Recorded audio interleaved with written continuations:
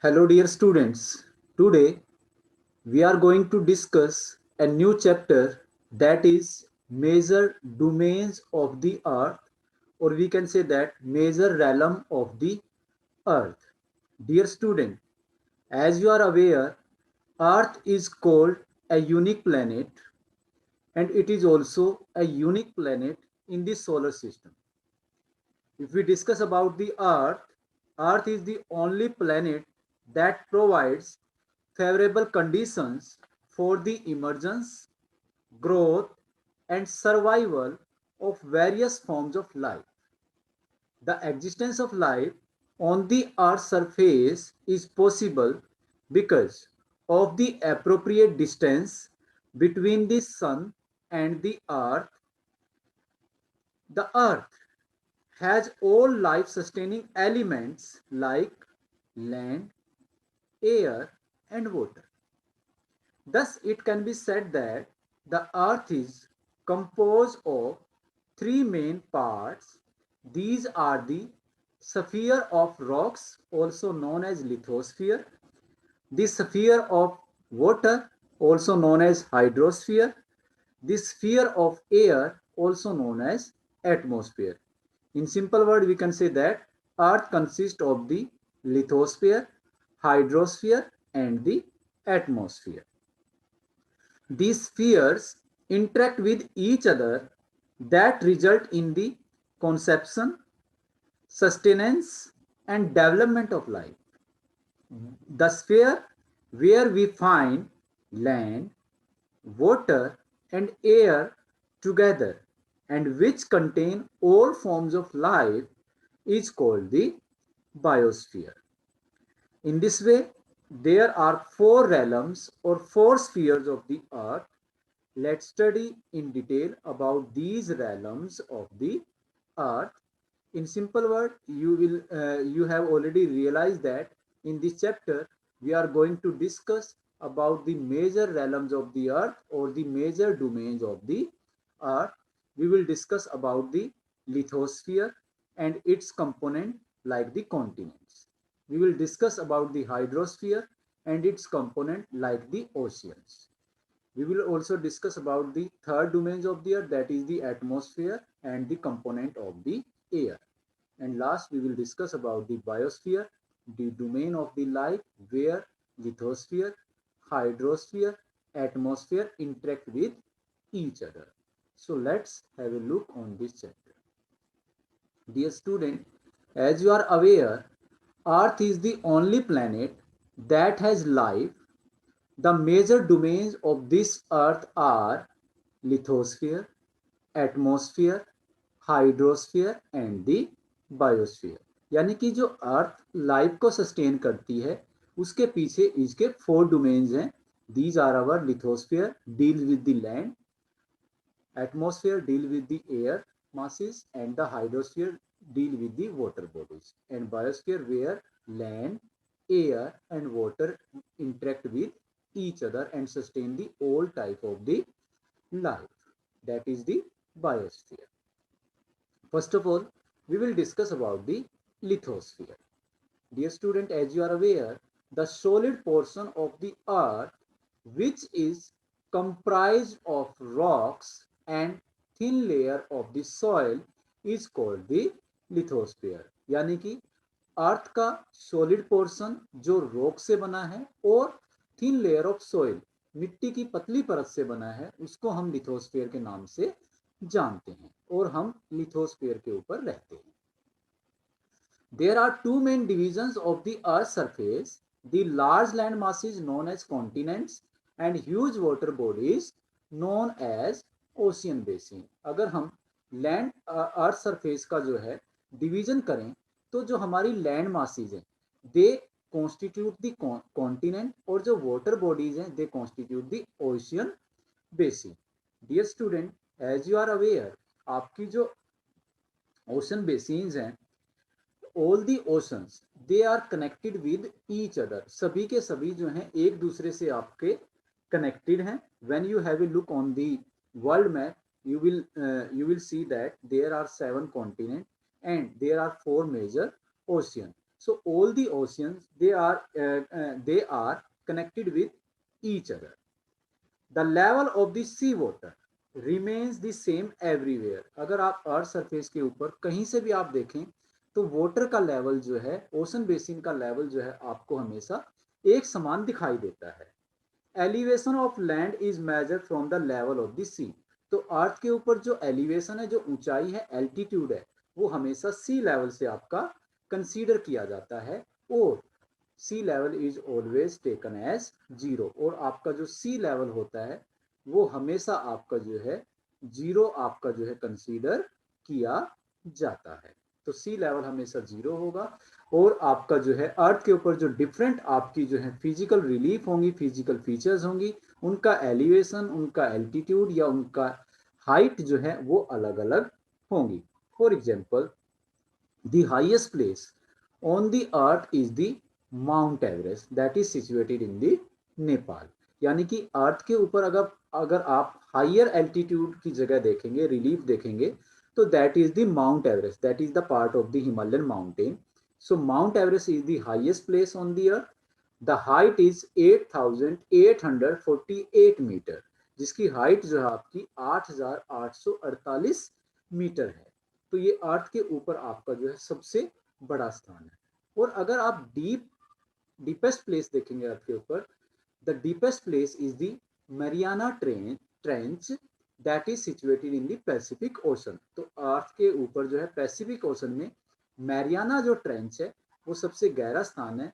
The depth is 11,022 metre. उसकी depth जो है वो 11,022 मीटर है. यानी कि अगर हम माउंट एवरेस्ट को मैरियाना ट्रेंच में सबमर्ज करें, डुबो दें, it can be easily submerge in the Mariana trench. यानी कि इतना डीप पॉइंट जो है मैरियाना ट्रेंच आपका है. So first of all, we are going to discuss the very first domains of the earth, that is the lithosphere. Dear student, as you are aware, lithosphere, it consists of the different continents. So there are 7 main continents separated by the large water bodies. आपकी जो lithosphere है, lithosphere में आपकी 7 land masses आपकी पाई जाती हैं, जिनको हम जो है कॉन्टिनेंट्स का नाम देते हैं.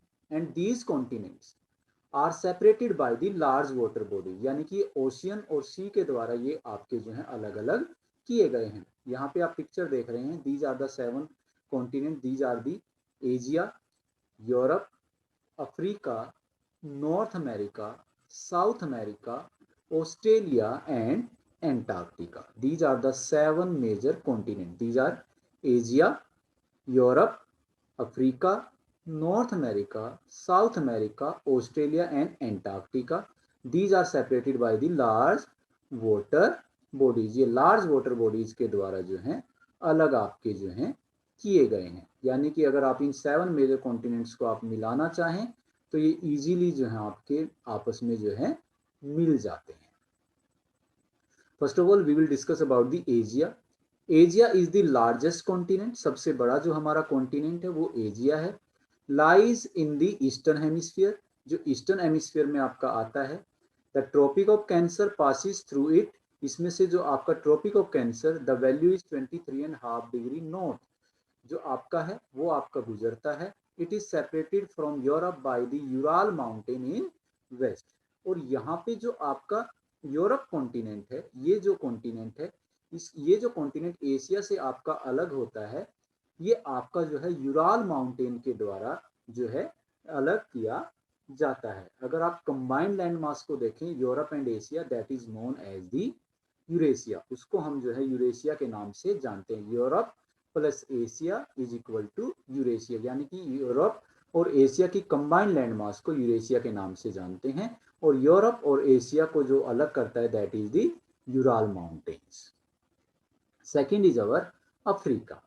Africa is the second largest continent. Asia के बाद सबसे बड़ा जो कॉन्टिनेंट है वो आपका अफ्रीका है. Lies mostly in the northern hemisphere, जो ऑलमोस्ट आपका नदर्न हेमिस्फीयर में आता है. It is the only continent through which Tropic of Cancer, the equator and the Tropic of Capricorn pass. यानी कि ये अकेला एक ऐसा कॉन्टिनेंट है जहां से आपका जो है ट्रॉपिक ऑफ कैंसर, इक्वेटर और ट्रॉपिक ऑफ कैंसर पास होते हैं, यानी कि this is the hottest continent, क्योंकि ट्रॉपिक ऑफ कैंसर और ट्रॉपिक ऑफ कैप्रिकॉर्न तक आपका ट्रॉपिकल एरिया है जो आपका टोरिड जोन को कॉन्स्टिट्यूट करता है। इसलिए ये आपका अर्थ के ऊपर जो है सबसे होटेस्ट जो है कॉन्टिनेंट है। That's why it is also known as the dark continent, इसलिए हम इसको डार्क कॉन्टिनेंट के नाम से भी जानते हैं। इसकी और भी विशेषताएं हैं। The world largest hot desert, the Sahara desert and the world longest river that is the Nile are located in Africa, यानी कि वर्ल्ड का सबसे बड़ा desert that is approximately in the 11 countries, Sahara desert, it is also situated in the Africa continent. And जो world का आपका जो है सबसे लॉन्गेस्ट रिवर है that is the Nile river, it is also situated in the Africa continent. तो Africa continent के बारे में जो आपने बातें ध्यान रखनी है, very first second largest continent, second is जो आपका Tropic of Cancer, equator and Tropic of Capricorn passes through the Africa continent, and third the world hottest desert or largest desert that is the Sahara desert located in the Africa continent, and world longest river that is the Nile river also located in the Africa. Next is our North America. North America is the largest continent, third largest continent, ये तीसरा हमारा largest continent है, is linked to South America by a narrow strip of land called the Isthmus of Panama. ये आपका जो है south America से, यानी कि यहाँ पे आप नॉर्थ अमेरिका को देख रहे हैं, तो ये आपका साउथ अमेरिका है, ये इससे जो है आपका कनेक्टेड है by a narrow strip of land, narrow strip of land से जो है ये कनेक्टेड है, जिसको इस्थमस ऑफ पनामा के नाम से जानते हैं। एक्चुअली जो इस्थमस होता है that is a narrow piece of land with water on east side, यानी कि यहाँ पे जो ये इस्थमस ऑफ पनामा है ये आपका नैरो पीस ऑफ लैंड है, इसके दोनों साइड में both the side has the water bodies that join two larger pieces of land, जो बड़े दो लार्जर पीसीज को आपका जोड़ता है, उसको हम इस्थमस के नाम से जानते हैं। तो that are North America is connected with the South America by the Isthmus of Panama. It lies completely in the northern and western hemisphere. जो नॉर्थ अमेरिका है ये टोटली आपका नॉर्दर्न और वेस्टर्न हेमिस्फीयर में आपका लोकेटेड है। When you have a look on the map of the world you will find that it is situated in the northern and the western hemisphere. South America, which lies mostly in the southern hemisphere, has the world largest river. जो south America आपका fourth number पे आपका आता है, जो totally आपका southern hemisphere में है, यहाँ पे आपका जो है वर्ल्ड की लार्जेस्ट रिवर जो है, बहुत बड़ी नदी जो आपकी वर्ल्ड की लार्जेस्ट रिवर है वो वहाँ पे पाई जाती है। The name is the Amazon, flowing through it, Amazon river जो है इससे आपकी फॉलो करती है। The Andes, world's longest mountain range, run through its length from north to south, और संसार की जो सबसे बड़ी जो है माउंटेन रेंज एंडीज हैं वो भी आपकी जो है साउथ अमेरिका में आपकी पाई जाती हैं। That runs from north to south, जो नॉर्थ से साउथ की ओर रन करती हैं। Fifth is our Antarctica. Antarctica which lies completely in the southern hemisphere, ये कंप्लीटली जो है आपका सदर्न हेमिस्फीयर में आता है। Is permanently covered with thick ice sheet, हमेशा जो है थिक आइस शीट से कवर रहता है, बर्फ इस पे जमी रहती है। Many countries have research station there, यहाँ पे अलग अलग देशों ने अपने रिसर्च स्टेशन बनाए हुए हैं। India has also research station there, the named are Maitri and the Dakshin Gangotri. India के भी रिसर्च स्टेशन, स्पेस के रिसर्च स्टेशन यहाँ पे है, जिनको मैत्री और दक्षिण गंगोत्री के नाम से जाना जाता है। Sixth is our Europe.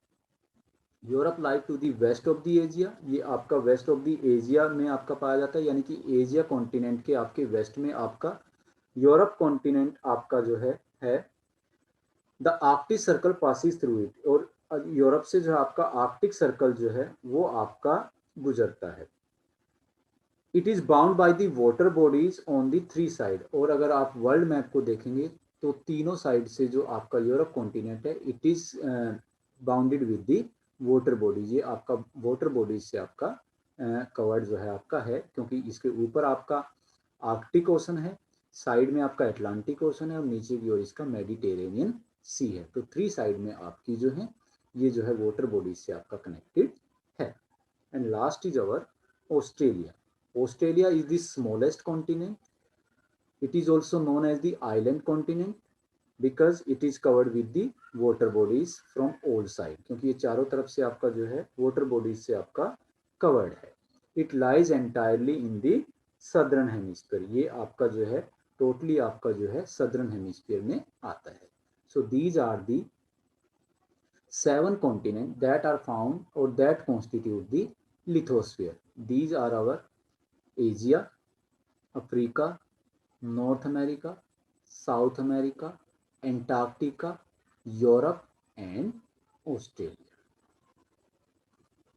Next is our hydrosphere. The Earth is also called the blue planet because as more than 71% of its surface is covered with the water. जो आपका अर्थ है इसको हम ब्लू प्लैनेट के नाम से भी जानते हैं, क्योंकि 71% जो अर्थ सरफेस है वो आपकी जो है वाटर बॉडीज से कॉन्स्टिट्यूट है, वाटर बॉडीज से कवर्ड है. 29% पर आपकी लैंड मासीज हैं और 71% पर आपकी वाटर बॉडीज हैं. All the water in the ocean, यहाँ पे अगर हम देखें 71% जो आपका वाटर है. Hydrosphere consist of water in all it's form. Hydrosphere में जो वाटर है वो सभी फॉर्म में आपका पाया जाता है. As running water in ocean and river and in lakes. जो रनिंग वाटर है वो आपका जो है ओशियन, रिवर और लेक्स में पाया जाता है. इसके अतिरिक्त जो वाटर आपका आइस इन ग्लेशियर, ग्लेशियर में आइस की फॉर्म में आपका पाया जाता है. अंडरग्राउंड वाटर हाइड्रोस्फीयर को कॉन्स्टिट्यूट करता है and the water vapour in the atmosphere. All these aspect of the water comprise the hydrosphere. All the water in the ocean, river and lake, ice in glacier, underground water and the water vapor in the atmosphere comprise the hydrosphere. अब यहाँ पे जो आपका water पाया जाता है approximately इस water में से 97% जो वाटर है is found in the ocean. वो आपका ओशियन में पाया जाता है and is too salty for human use. और ये इतना ज़्यादा सॉल्टी है कि ह्यूमन बीइंग इसको अपने प्रयोग में नहीं ला सकते. A large proportion of rest of the water is in the form of the ice sheet and glacier or under the ground, and a very small percentage is available as fresh water for the human use. इसके अतिरिक्त जो है बहुत कम ऐसा पानी है जो आपका जो है ह्यूमन यूज के लिए बचता है, क्योंकि 97% तो आपका ओशन में ही पाया जाता है जो सोल्टी है. इसके अतिरिक्त कुछ वाटर आपका जो है आइस की फॉर्म में ग्लेशियर में आपका पाया जाता है जो ह्यूमन बीइंग प्रयोग नहीं कर सकते. इसके अतिरिक्त कुछ वाटर आपका ग्राउंड वाटर पाया जाता है, उसमें से भी वो वाटर जो है आपका जो है ह्यूमन के यूजेबल नहीं होता है. केवल कुछ ही वाटर, फ्रेश वाटर ऐसा अमाउंट आपका होता है जिसको ह्यूमन बीइंग अपने प्रयोग में ला सकते हैं. यानी कि इसका जो अमाउंट है लेस देन 1% है जो ह्यूमन बीइंग के लिए आपका यूज किया जाता है. Hydrosphere. As you are aware, 97% of the earth water is found in the ocean. So mostly our hydrosphere consists of the different ocean. Have a look here. Ocean, a major part of the hydrosphere. All are interconnected. Ocean जो है hydrosphere का एक major part है और सभी जो है एक दूसरे से connected है. The three chief movement of the ocean water are the waves, tides and the ocean current. जो आपकी जो ओशन वाटर होता है it is always in the movement. ये हमेशा जो आपका चलता रहता है. There are 3 types of the movement that occur in the ocean. These are our waves, tides and ocean current. That about these movements we will discuss in the 7th standard. The 4 major oceans are Pacific ocean, Atlantic ocean, Indian ocean and the Arctic ocean. Earth के ऊपर आपके 4 major आपके जो हैं oceans हैं. These are our Pacific Ocean, Atlantic Ocean, Indian ocean and the Arctic Ocean. और कई बार हम जो है पैसिफिक, एटलांटिक और इंडियन ओशन को साउथ में जब ये मिलते हैं तो हम उनको सदर्न ओशन का नाम भी दे देते हैं, तो उस कैटेगरी में हम 5 इसकी कैटेगरी हम करते हैं, लेकिन mainly there are 4 major ocean, name are Pacific, Atlantic, Indian and Arctic. First of all, we will discuss about the Pacific Ocean. The Pacific Ocean, the largest ocean, is circular in shape. जो सबसे बड़ा आपका ocean है वो आपका जो है Pacific ocean है। ये आपका जो है सबसे बड़ा ओशन है और सर्कुलर फॉर्म में आपका पाया जाता है। जैसा कि मैंने आपको बताया, ये अर्थ को जो है 3 साइड से आपका जो है घेरता है। और मैरियाना ट्रेंच जो डीपेस्ट प्लेस है अर्थ के ऊपर आपका, it is also found in the Pacific ocean, lies under it, जो वो इसी के अंदर आपकी पाई जाती है। पैसिफिक जो आपका ओशन है is surrounded bye Asia, Australia, north and south America, यानी कि Asia continent, Australia continent, north America और साउथ अमेरिका के चारों ओर जो है सर्कुलर शेप में आपका जो है कौन सा ओशन आपका पैसिफिक ओशन पाया जाता है। Second is largest ocean is the Atlantic Ocean. Atlantic Ocean is in the S shape. ये S shape में आपका है। It is surrounded by the Europe, Africa, north and south America. यानी कि आप वर्ल्ड मैप को देखेंगे तो बीच में आपका एटलांटिक ओशन मिलेगा, एक साइड में इसके यूरोप है और अफ्रीका है, और दूसरी साइड में इसका नॉर्थ अमेरिका और साउथ अमेरिका है। इसीलिए ये एस फॉर्म को कॉन्स्टिट्यूट करता है। It is the busiest ocean. ये सभी ओशन में सबसे ज़्यादा बिजिएस्ट ओशन है, क्योंकि यहाँ पे ऑलमोस्ट बिजनेस एक्टिविटी आपकी की जाती है। बिजिएस्ट ओशन क्यों है आपका? As the irregular and indented coast line, क्योंकि ये आपका इरेगुलर और इंडेंटेड कटी पटी इसकी कोस्ट लाइन है, यानी कि यहाँ पे आपके बहुत से पोर्ट्स और हार्बर्स पाई जाती है। Provide ideal location of harbours and port, यानी कि इंडेंटेड कोस्ट लाइन होने की वजह से ये आपका जो है डिफरेंट हार्बर्स और पोर्ट्स के लिए आइडियल आपका है। और तकरीबन जो बिजनेस एक्टिविटी होती है वो एटलांटिक ओशियन के थ्रू ही होती है।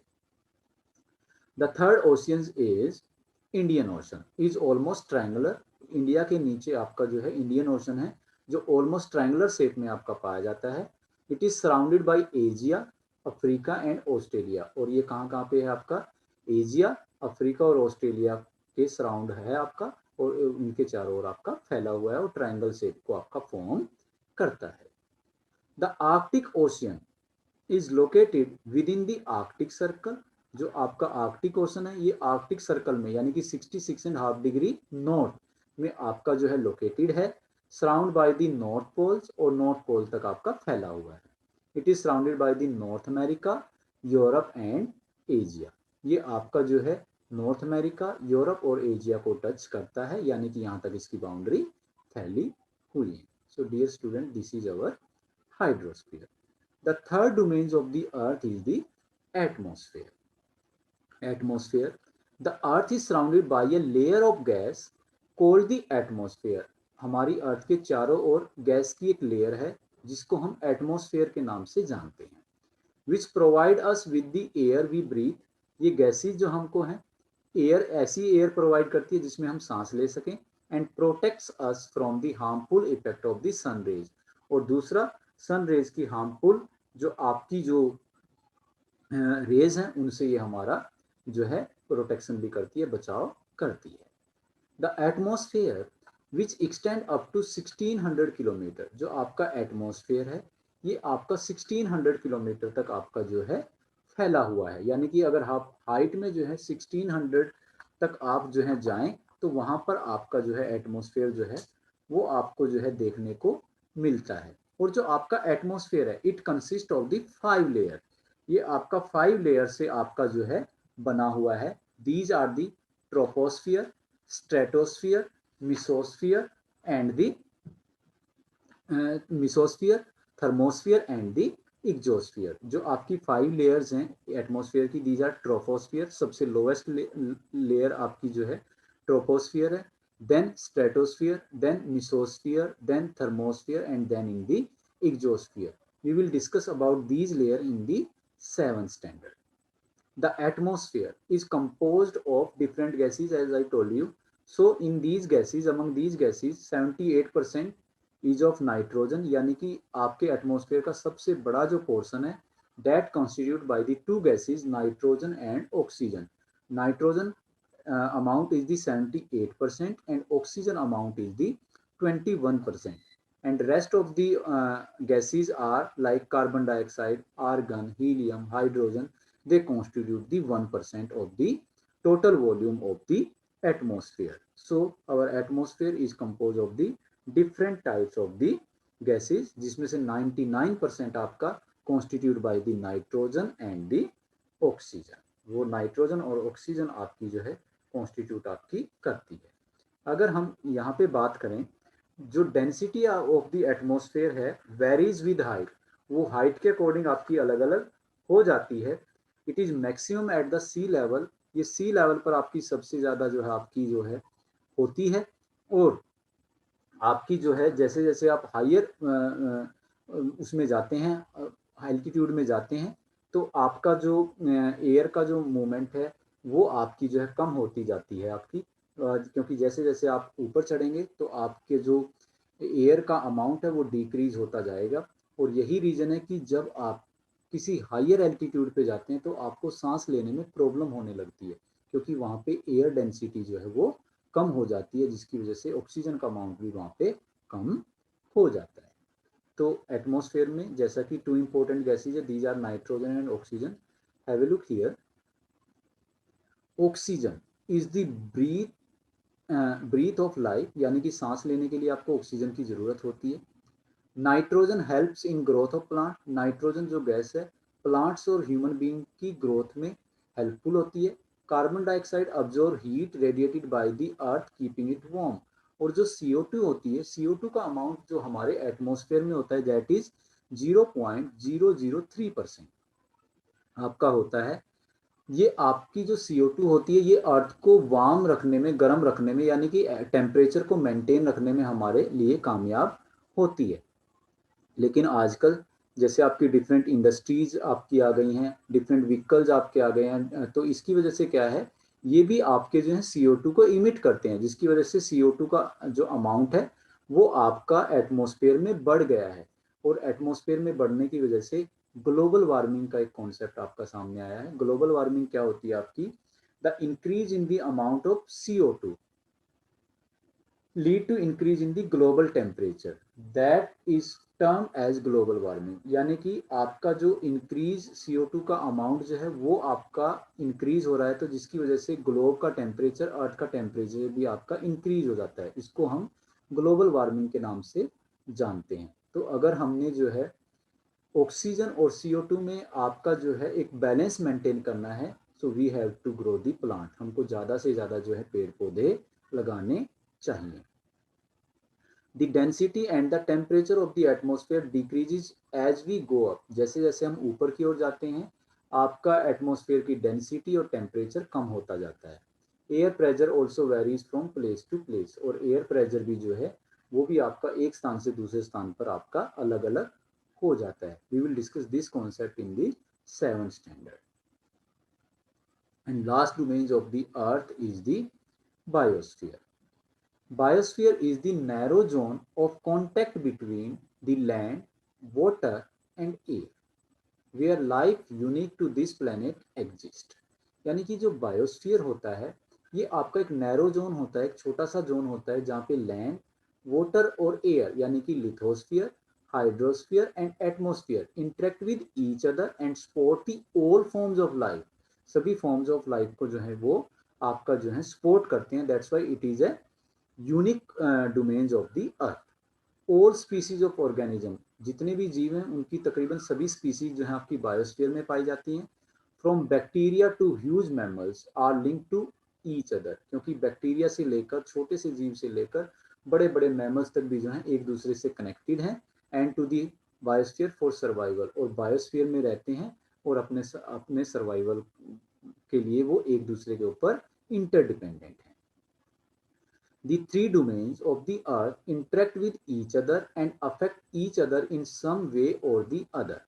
यानी कि जो थ्री डोमेन्स ऑफ द अर्थ हैं वो एक दूसरे के साथ इंटरेक्शन करते हैं और एक दूसरे को एक तरीके से या दूसरे तरीके से जो है एक दूसरे को प्रभावित करते हैं. यानी कि अगर आप एक काम करोगे तो दूसरे स्फीयर में भी उसका प्रभाव जो है पड़ता है. For example cutting of forest, जैसे आपने लिथोस्फीयर से जो है फॉरेस्ट को काटा, may lead to fast removal of soil from the slope। तो स्लोप से जो है आपकी जो है सोइल इरोजन होना स्टार्ट हो जाता है। लिथोस्फीयर में आपने इंडस्ट्रीज को इस्टेब्लिश किया, CO2 का अमाउंट आपका एटमॉस्फेयर में बढ़ जाएगा। यानी कि आप कोई भी कार्य करते हैं तो उससे जो है आपका बायोस्फीयर इफेक्ट जो है वो होता है, पॉजिटिवली भी और नेगेटिवली भी। यानी कि अगर आप ज़्यादा से ज़्यादा प्लांट लगाएंगे तो आपका एनवायरनमेंट शुद्ध रहेगा, और अगर आप ज़्यादा से ज़्यादा प्लांट को काटोगे तो आप जो है ग्लोबल वार्मिंग की तरफ जाएंगे। साथ ही साथ आपको जो है और भी जो है स्वास्थ्य संबंधी समस्याओं का सामना करना पड़ेगा। जैसे कि कैसे इफेक्ट करता है, discharge of waste material into lakes and river makes water unsuitable for human use. It also affect other forms of life. यानी कि जैसे वेस्ट मटेरियल है, आप उसको लेक्स में डाल रहे हैं, रिवर में डाल रहे हैं, इससे क्या होगा, वो पानी जो है ह्यूमन यूज के लिए अनसुटेबल हो जाएगा, अनुपयुक्त हो जाएगा। यानी कि आप उसको यूज नहीं कर सकते। डायरेक्ट तो इफेक्ट ये होगा। इसके अतिरिक्त जो एक्वेटिक लाइफ है, जो पानी के अंदर जो जीव जंतु रहते हैं, वो भी जो है इनसे अफेक्ट होंगे और उनके भी जीवन पर इनका जो है नेगेटिव असर पड़ता है।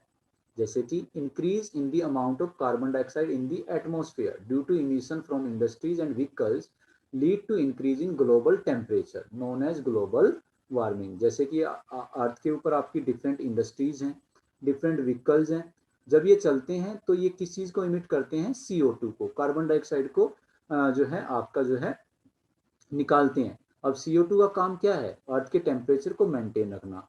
अब इसका अमाउंट कितना है, 0.003%। यानी कि अगर इससे ज्यादा इसका अमाउंट होगा तो आपकी अर्थ का जो टेम्परेचर है वो बढ़ेगा, ग्लोब का टेम्परेचर बढ़ेगा, जिसको ग्लोबल वार्मिंग के नाम से जाना जाएगा। और जब ये टेम्परेचर बढ़ेगा तो इसके बढ़ने से क्या होगा कि ग्लेशियर जो है वो मेल्ट हो जाएंगे, और अगर ग्लेशियर मेल्ट होंगे तो आपके जो है फ्लड वगैरह या सुनामी वगैरह इस तरह की समस्याएं जो है वो आएंगी, और सी का लेवल भी जो है इससे बढ़ जाएगा।